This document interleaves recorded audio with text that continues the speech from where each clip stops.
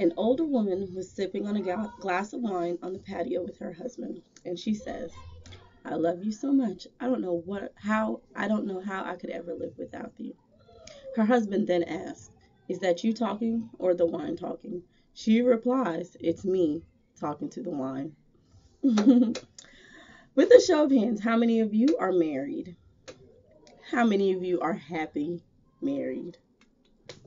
How many of you want to know the ingredients of a happy marriage? Well, there's no easy or simple answer. But what I can tell you is that it takes a few things that we will get into in a few minutes. Did you know that married people are usually physically healthier, live longer, happier, and take pleasure in better mental health, and are more fulfilled? Well, that sounds good so far, right? Right.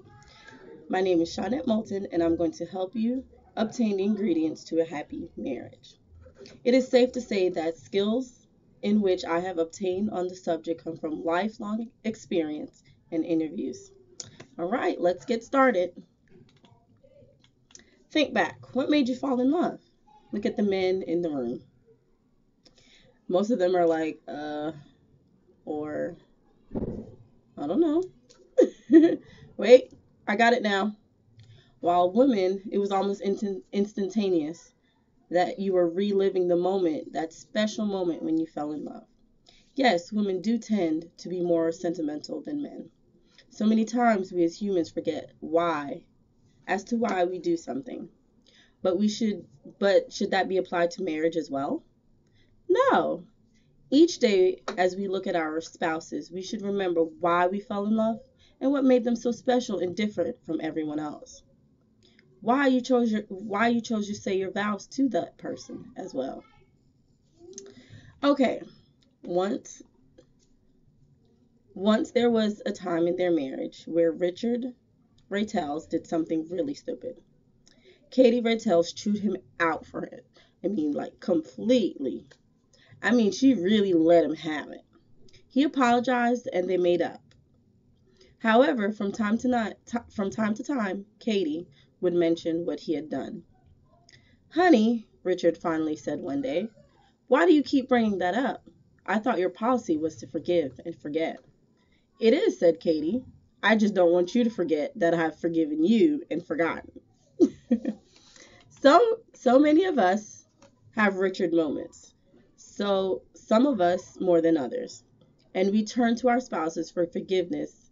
And they say they do, but every once in a while, they have to have a Katie moment as well. We are all human. We all make mistakes, especially the people we love. Sometimes we all have the feelings in the world, but we don't know how to express them to our spouses. A couple drove down the country road for several miles, not saying a word to each other. A, an earlier occasion had led them to an argument, and neither of them wanted to concede their position. As they passed the barnyard of many mules, goats, and pigs, the husband looks over to his wife and sarcastically asks, "Relative of yours?" "Yep," replied the wife. "In-laws." Like this woman and man here, we all get upset, and instead of saying what we feel and communicating with our spouses, we taunt, pick at one another, and give sarcastic responses, which only escalates the issue. We must stop, hear, and listen to our spouses.